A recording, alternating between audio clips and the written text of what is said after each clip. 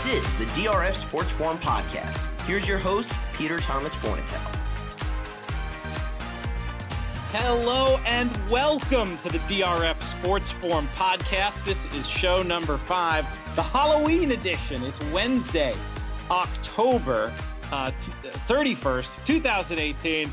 I've been up for a while. It's Breeders' Cup week, and there's been a lot going on here where I am in Louisville, Kentucky. But we wanted to make sure to get a show in. JK, unfortunately, stuck on a plane, but we still have the most important guest on this show. And I say he's the most important guest because he is the managing editor of the aforementioned DRF Sports Forum. He's been doing a fine job on quite a nice little run with his opinions on this program. He's Scott Gramling. Scott, how are you doing tonight?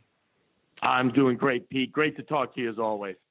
So we had a little bit of unexpected fun on Sunday. JK and I, at the last minute, were invited to WinStar Farms suite at the Bengals game.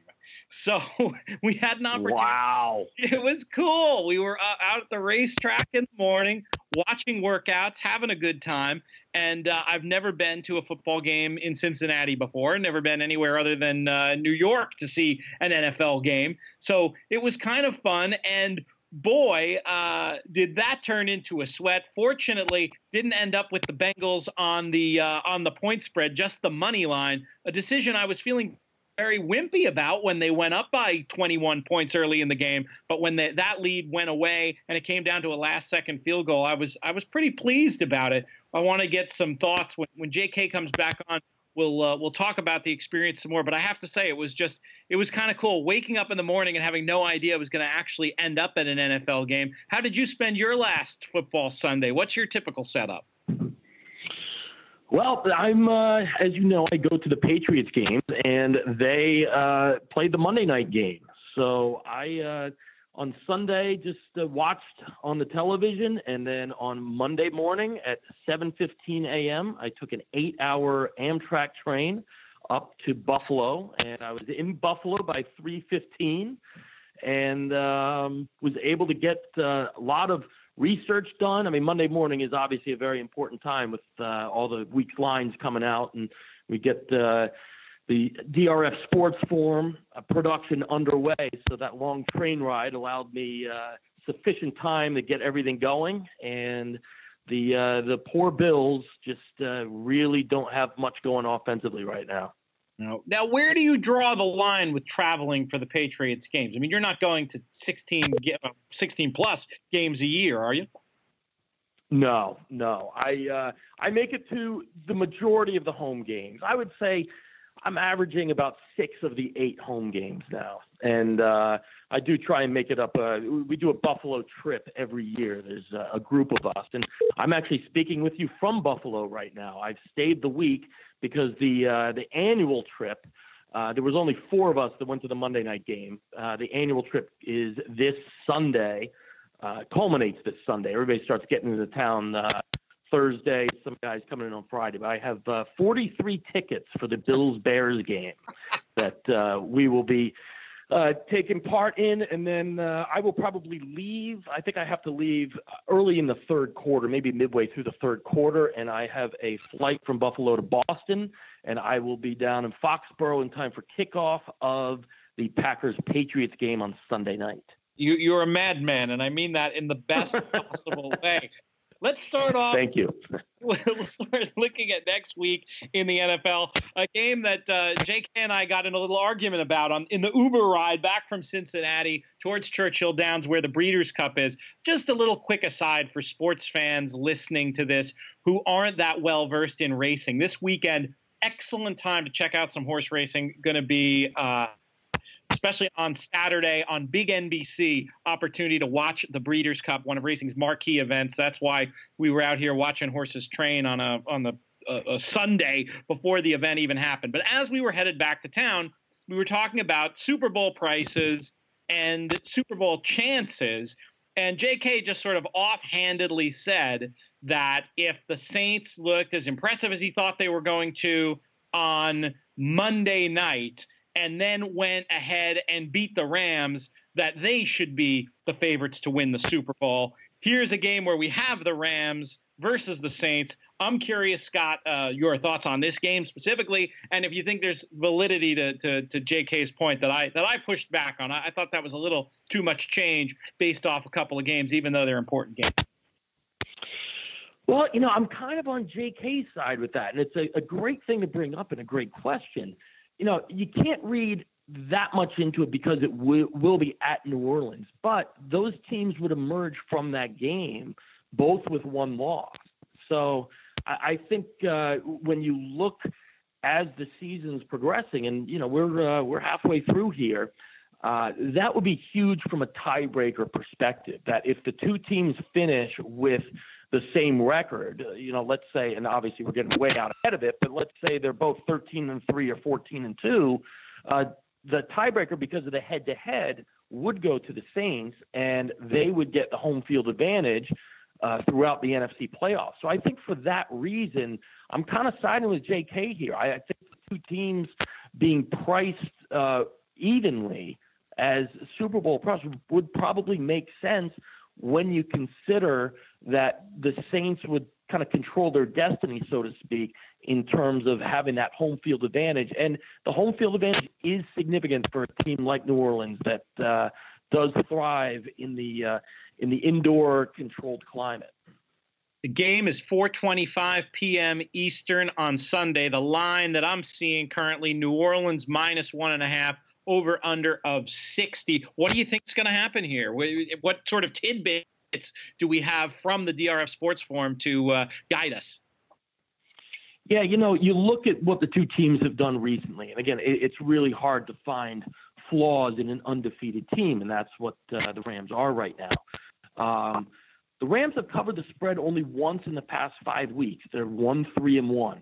They've benefited from a relatively easy schedule. The Rams' opponents have a combined win percentage of just 400 this season. So they're going up against teams that are winning 40% of the games. The one game that they did cover in the last 5 was against the 49ers, and the 49ers are just an absolute mess. Ever since Garoppolo went down, things have just looked very bleak for the 49ers. So, you look on the other hand at how the Saints have been performing recently, and they've won 6 in a row and they've covered the spread in 5 in a row. I think one of the matchups I'm really looking at here is when you look at who the Rams have faced in terms of opposing quarterbacks, and now going up against Breeze. Aaron Rodgers had success, and we talked about it on last week's show, and that's why we like the Packers getting the points against the Rams. Both JK and I we were kind of surprised that it was that many points, more than a touchdown. And what we pointed to was the fact that the Rams faced many good quarterbacks. In fact, they only faced 2 teams averaging than 300 yards. Season opener, the Raiders have been awful, but they have that game at halftime of that season opener. That was anybody's game. And then it was Kirk Cousins and the Vikings, which was a game that push Rams won 7-point home. So I saw on with the, if Montgomery takes a knee, just told him, I think it's a 50-50 position. Aaron Rodgers on his hand and needs to go, getting range. I've seen it before, and that's how close that game was. I think that the Rams, if there is a weakness, it is that secondary, and Drew Brees is playing some of the best football of his career. He's completed 78% of his passes, which is, I don't know. He's on pace. 78% of his passes last week against the Vikings. He's on pace to break his own completion percentage of 72%.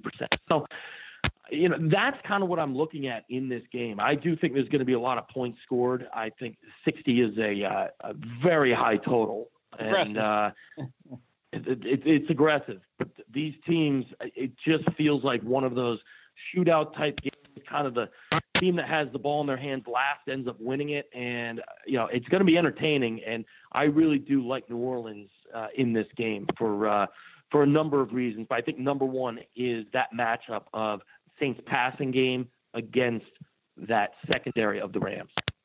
That Ram-Packer game, it just shows you how gamblers need to have nerves of steel. A couple of plays late in that game that were just mind-blowing, and you just know set the many gamblers' brains absolutely on fire. This one has potential to do more of the same, doesn't it? It sure does. It sure does. I mean, when Gurley is going on the left side, it's the right foot play for him to go down because the game's over. I know people that may have had the Rams are laying 8.5 are thinking otherwise, but it's the right play. I mean, if he gets into the end zone, that's the thing. If the Rams had been up by 3, he could have gone into the end zone. Because they were only up by 2, a touchdown puts them up 8, and you don't know what can happen. If they miss the extra point and they're giving the ball back, then all of a sudden the Packers have a chance to win. But yeah, that was brutal. But the Rams did not deserve to cover in that game. That would have been an awful beat going either way if you had the Packers and the Rams ended up scoring that touchdown late. I think that's an absolutely fair point. Let's move on to one of the games that you'll be attending, those same Packers visiting the Patriots. What did you think of the Packers' performance last weekend, and how do you think it's going to carry forward? Current line has New England by 6 with an over-under of 57 Sunday night at Gillette Stadium in Foxborough. Yeah, I really like the Packers here. I think that I think they looked really good against the Rams. I mean, look, an unbeaten team. They lost to them by 2, and if it wasn't for a silly mistake late, who knows which way that game could have gone. I was very impressed that when the Packers did fall behind by 10 points in that game, no panic, just kind of methodically came back, moved the ball. I think when you look at this Patriots team, kind of like the Rams, their biggest weakness is their pass defense. And I like the Packers an awful lot. I could see them going into Foxborough, quite frankly, and winning the game outright. And it's a case here where I know the Patriots have been dominant at home in recent years, but that's been more against the teams they're more familiar with, more against AFC teams. Patriots are 9-6 straight up, 7-8 against the spread at home against NFC opponents over the past 8 calendar years. That includes 4-5 straight up and 3-6 against the spread when New England's been favored by between 6.5 and 13 points. I know the spread is 6. It was 6.5 earlier in the week. But I think what it goes to show here is when the Patriots don't have a familiarity with an opponent, they just haven't been as dominant. At least that's what the results have borne out. And it's kind of surprising to hear those numbers because obviously the Patriots favored in those games that they're playing at home, yet just 9-6 straight up is a bit surprising. I think that surprises a lot of people because of how dominant they have been at home. But I do like an awful lot the way that Green Bay, the way they looked coming out of the bye and very competitive against one of the NFL's elite teams. I have a betting system here. NFL road teams coming off a road loss, 14-6 against the spread in November games over 2016 and 2017. I think you take a look at, who the Patriots have faced. And, they faced Derek Anderson and that Bills offense, which is just miserable. Yet New England's allowing over 328 passing yards per game over the past 4 games. So, I kind of feel like this is a case here again where it's a good matchup with that Packers offense against that Patriots defense. And I think this line's a bit too high, to be quite honest. Couple points more on this game before we move on. The sort of master of the obvious stat, you almost can't call it a stat, that you see right away when you're looking at this game. For me, Patriots 4-0 at home, Packers 0-3 on the road. Obviously, it doesn't seem to bother you too much in your analysis, but I'm just curious if it gives you any pause. It certainly does. I mean, it's not going to be an easy task, but when I really look at it and you start to dig a bit deeper into the numbers, I think the fact that Green Bay is coming off what was an impressive road game against the Rams. The previous game they played on the road was against the Lions. They lost that game, but that was a game where Mason Crosby was missing all those kicks. It was kind of an aberration of a game. Right. And I think when you really look at how they performed on the road against the Lions, it's a game that normally they win, and I kind of chalk up the kicker stuff to a little bit of an aberration. The Patriots, on the other hand, the home wins have been Houston in the season opener, and then the Dolphins, the Colts, and the Chiefs. Now, the Chiefs game, they won but didn't cover. That was a 43-40 game. And, I think that that's similar to the kind of game we're going to see here, where there's going to be a lot of points scored. And, again, I wouldn't if I had to pick, on a flip of a coin, who's going to win outright, I'd say the Patriots. But getting more than 3 points here is part of the reason I like the Packers, because I just don't think there's that big of a spread between these teams. And my last question, and I think I know the answer to this just having heard your analysis over the course of these 5 shows now, but it doesn't sound to me like there's any part of this that's like defeatist Patriots fan reverse jinx situation. You seem to be pretty good at being objective when it comes to the Pats. Yeah, I have to be honest there, Pete. I feel like I know the team, and it's obviously it's the team I watch more than any others. I do try to catch all the games if I'm not doing it on Sunday. I watch the replays of games throughout the week. I do feel like I have a decent bead on this Patriots team, and it's not at all a reverse jinx situation. That pass defense, and seeing it live on Monday night, I mean, Derek Anderson was moving the ball. I know they put up only the 6 points, but he had 280-something pass yards. And, the last time I had been at a game in Buffalo where Derek Anderson was playing, here's a little aside, was back in 2009. He was a member of the Browns. In that game, he completed 2 of 17 passes for 23 yards and won the football game. If you can believe that. Tremendous seems stuff. Impossible. It was a 6-3 game. But getting back to the here and now, I think I saw a lot of weakness in that Patriots pass defense, and it's something that the Chiefs took advantage of. It's something that Blake Bortles took advantage of. I mean, you're looking at a team here in the Patriots that has been torched in games at times, and I just feel like this spot here with the Packers, their strength really can take advantage of that Patriots weakness. All right, let's move on to the third game I want to talk about before I ask you for a best bet of sorts. Not quite as sexy as some of the 2 other games we were talking about, a couple of 3 and 4 teams hooking up. But it is a Monday night, and it is a little bit interesting, I think, from a betting point of view. We've got the Cowboys hosting the Texans. Dallas, the number I'm seeing, -6.5 right now, with an over-under of a far more NFL-like 41. Scott, what are your thoughts on this one? Will you be playing the game? I will be playing this game. I'm not going to go heavy on it, but I have a good feeling about Dallas in this one. I think, it's funny you brought up the home-road splits. The home-road splits have been glaring when you look at the Cowboys. And I think playing this game at home, this season, that they've just been a far different team at home than they've been on the road. 4 road losses this year, 3 home wins. They've given up just 44 points over those 3 home games, so that's 14.7 per game. One of those games, and I don't get me wrong here, I don't apply the transitive property to handicapping, but just to kind of point out some common opponent stuff, the Cowboys blew out Jacksonville 40-7. And, that was a game that when Tennessee played against Jacksonville, that was a 9-6 game.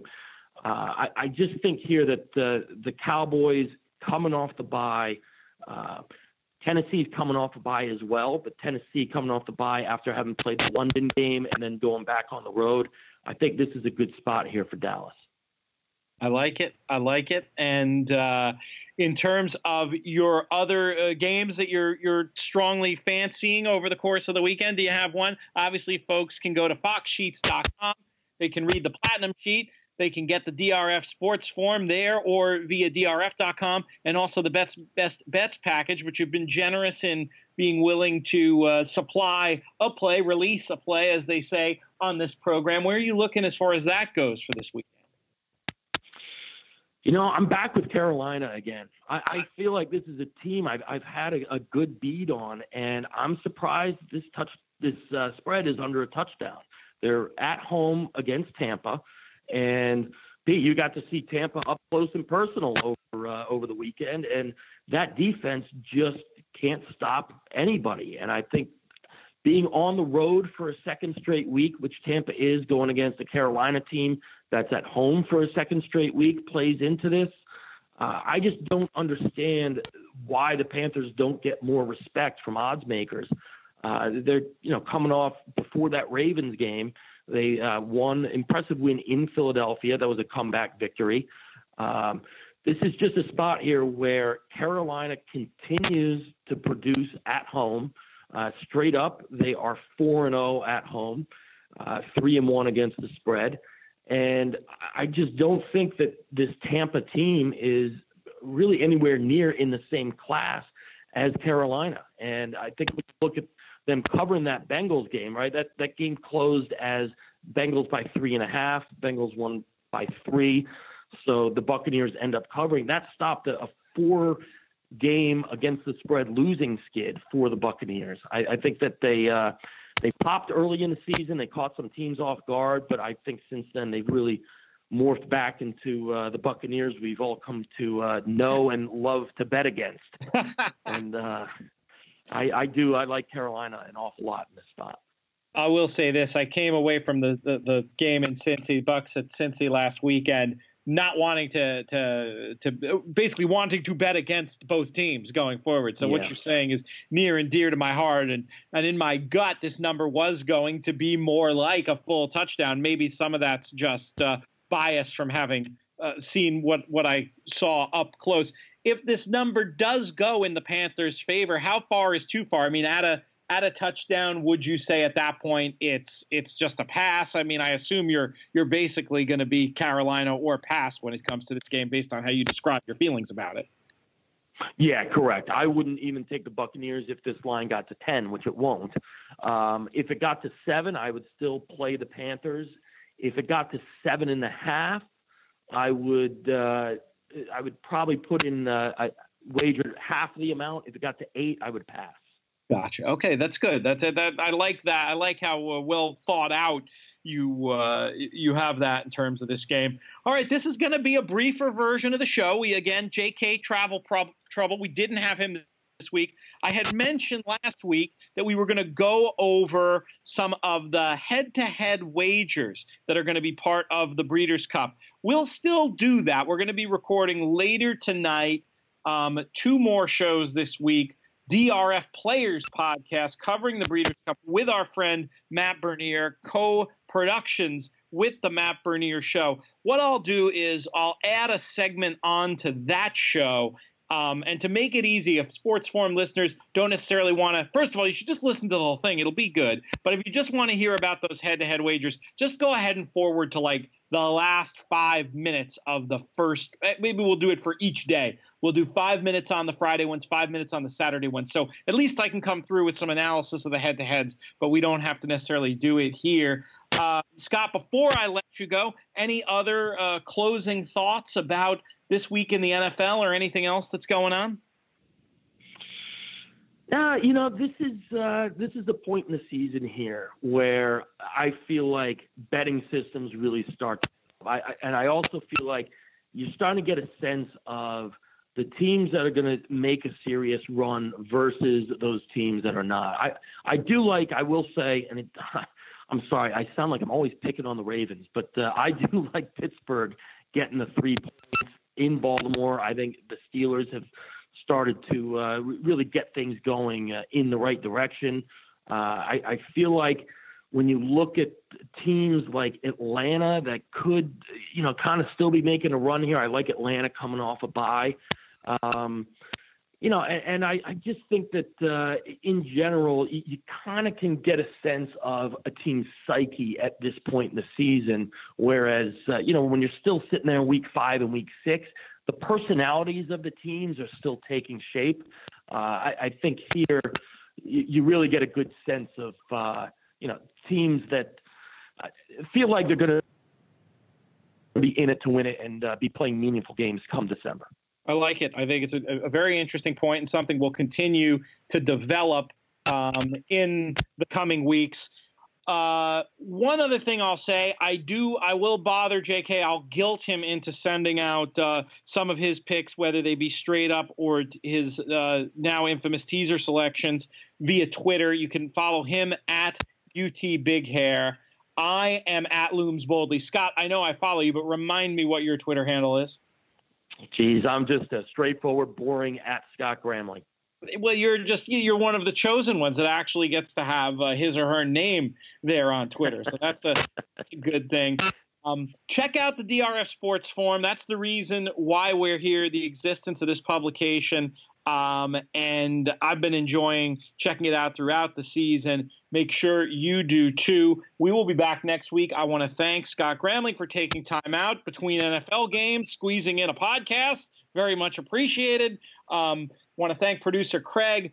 One note on the technology, sort of dealing with the dodgy hotel Wi-Fi this week that'll be familiar to some old DRF Players podcast listeners. We'll be back up and running with the better sound quality. Thank you for bearing with us this week. Just unavoidable with the, unfortunately this time around, with the 12 to 15 hour days required of a racing writer and broadcaster during Breeders' Cup week. So thank you. Don't get frustrated.